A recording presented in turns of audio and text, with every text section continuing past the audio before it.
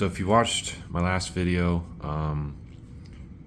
I had a problem with the check engine light. It suddenly came on and it would go off after riding around for a little bit, but then would come back on every time I came to a stop.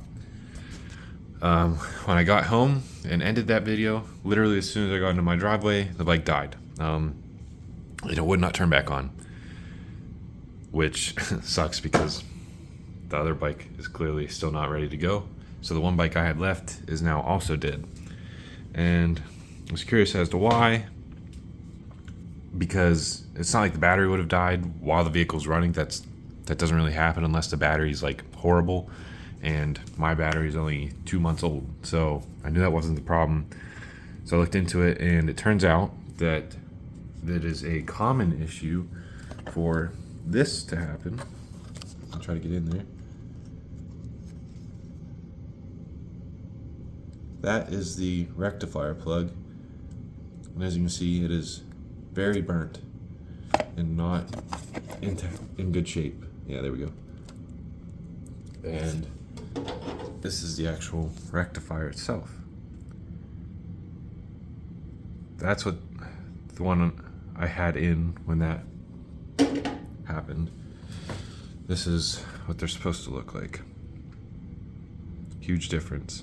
But because it's located right here, usually, between the fuel tank and the battery, it doesn't get very much airflow at all and overheats, and then this happens. So this is a common issue for this style of R6, which really sucks and is disappointing because now I have to replace that. Luckily, I already had one.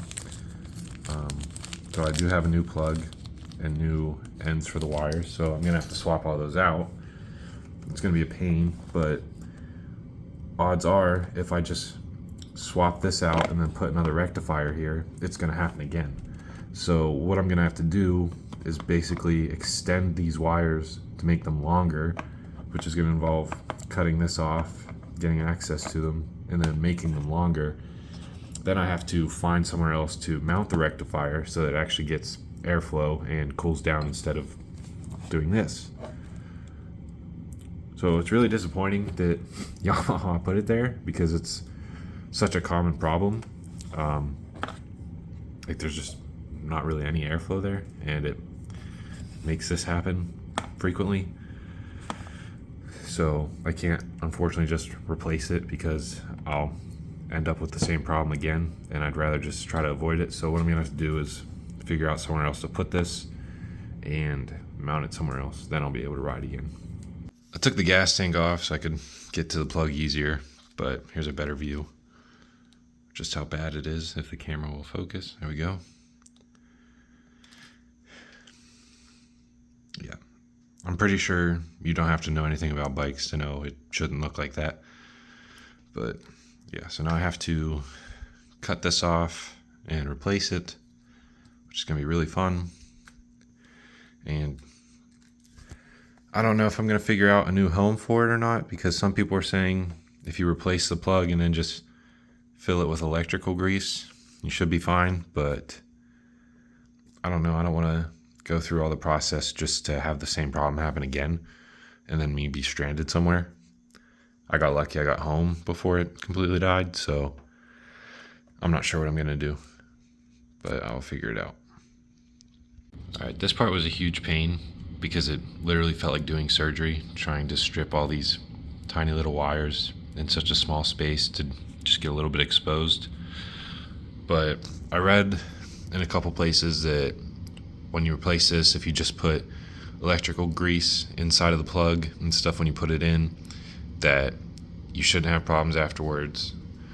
So I think instead of rerouting it for now, I'm just going to try that. I'm going to replace the plug and use some electrical grease and hope that I don't regret it, because otherwise I'm going to have to do this again and extend the wires the next time. So it's going to be very difficult.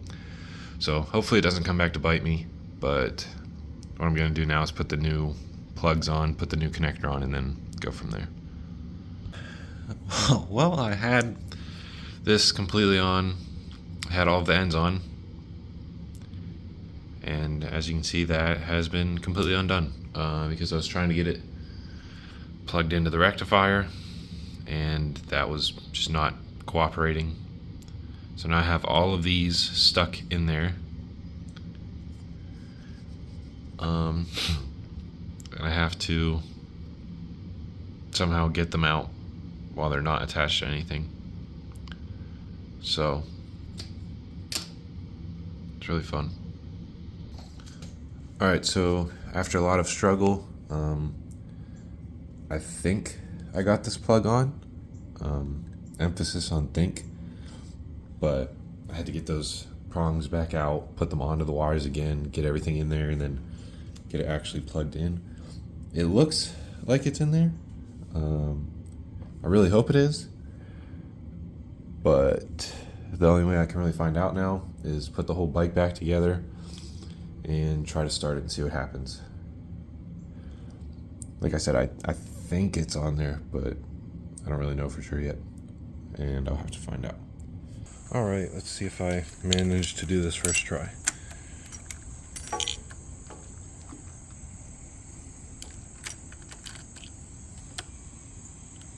No, I did not. Alright, it's like 10 seconds later. Unfortunately, I knew the problem. So when I was putting the battery back in, for some reason it was being weird. It's doing a lot more than usual. And then I thought I saw this fuse blow because like the battery kept sparking and then all of a sudden there was a big spark here and it just stopped. But like I didn't understand why that would have happened. But I just pulled it out to check and it most certainly did. It blew. And to make things worse, this is a 40 amp like wider fuse. It's wider than normal, so I don't have any of these, so I can't just grab one to replace it. So now I have to go to the parts store and get one of these, unfortunately. But I think that's the issue. I think that's the only issue right now, hopefully, was that this fuse blew. But I'll find out once I replace it if there's anything else wrong. I really hope not, but we'll see. I went back and watched the videos to see if I could see the problem, and I did. So that red wire, let me see if I can zoom in. If I can get it to focus. Okay, so there's a red wire, and then that black wire down there. That one, I reversed them. I was in too much of a hurry. I switched them, so they're supposed to be opposite. So now I have to somehow get those out and swap them out. Then I can reconnect the battery and replace the fuse. But I figured out what happened at least. I'm just gonna throw this in there for anyone that's considering getting into bikes, working on them, project bikes, stuff like that. This will be the third time I'm doing this exact same step. So just keep that in mind if you want to start working on motorcycles.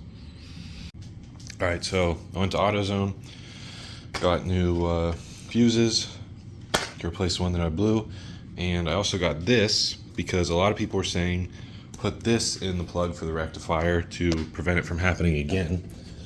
So I'm going to put some of that in here and on the other part and hope that that fixes my issue. While I was at AutoZone, the radiator for the ZX10 came. So as soon as I get this done and see if the R6 works now, I'm going to switch to the ZX10 and start working on that. That'll be a separate video, obviously, but if that fits, I'm going to fill it with coolant and go take the bike outside, try to start it up, see how it sounds, and if it's good, then I'm going to finish putting it back together, which all it would need is a new headlight assembly and fairings. So it's expensive, but it'd be done. So yeah, I'm gonna put all this stuff back on, put the bike back together, and hope that it works. Alright, I got everything back in, replaced the fuse. I didn't even bolt down the gas tank though. None of the bolts for it are in, just in case I didn't fix it. But here we go.